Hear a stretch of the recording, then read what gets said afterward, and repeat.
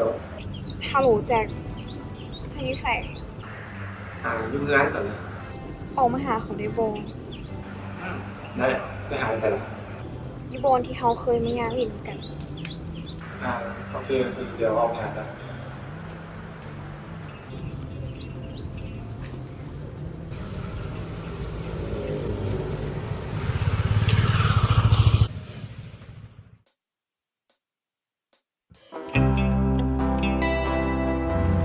เป็นไงเจียมาท่าเดี๋ยวละ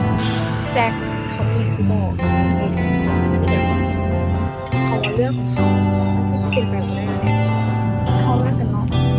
เป็นอย่างกูไว้สั้นมันเกิดอย่างขึ้นเขาบ่มีสมองนะมึงเดี๋ยวพ่อแม่เจียอธิบายมาก่อนมันเกิดอย่างขึ้นเลิกอยู่กับเขาจ้ะมีคนใหม่แล้ว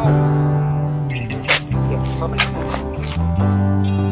จากคนที่เคยหากันจากคนที่เคยเข้าใจ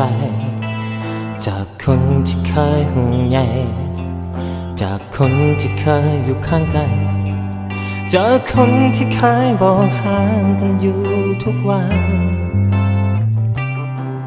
มาวันนี้จะบอกให้ลืมเรื่องเฮาพวกนั้นและที่จากไปหัวใจได้บ่แม่นก้อนหินที่ได้ยินแบบนั้นแล้วจะบ่รู้สึกเมื่อคิดถึงตอนที่เฮาสองคนนั้นหักกันมันยิ่งเจ็บยิ่งปวดยิ่งทรมานเธอจึงจากกันไปในตอนนี้เลยอยากขอให้เจ้านั้นอยู่น้ำกันพอยังบ่พร้อมที่จะเสียใจมันยากที่จะลืมสวยฝืนใจให้อยู่น้ำกันได้บอกให้มันได้พอได้มีเวลาให้ทำใจแล้วจะจึงจากไปตอนนี้หัวใจมันอ่อนแอเกินไปที่ต้องหักหูถึงความเสียใจมันคงทนบ่ไหวหากวันใดใจมันพอคอยจนยอมให้เจ้าไปจนบอกหวังบอกดึงลายห้ามเจ้าเอาไว้แต่ตอนนี้หัวใจมันยังบ่อยากให้เจ้าจากไป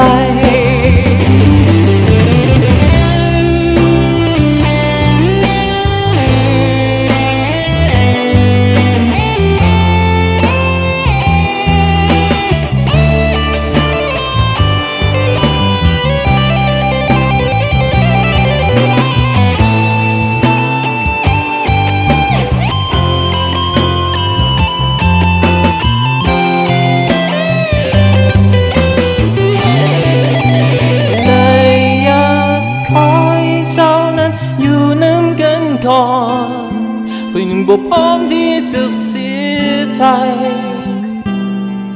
มันยากที่จะเหลือสวยฝืนใจให้อยู่น้ำกันได้บอกให้มันได้พอได้มีเว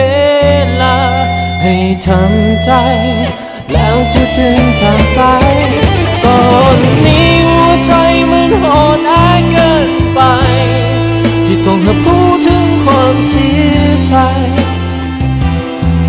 มันคงทนบ่ไหว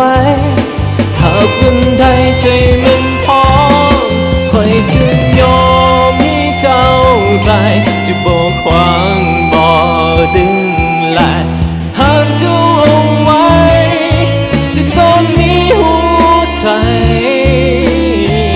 มันยังบ่อยากให้เจ้าจากไปแต่ตอนนี้หัวใจมันยังบ่อยากให้เจ้าจากไป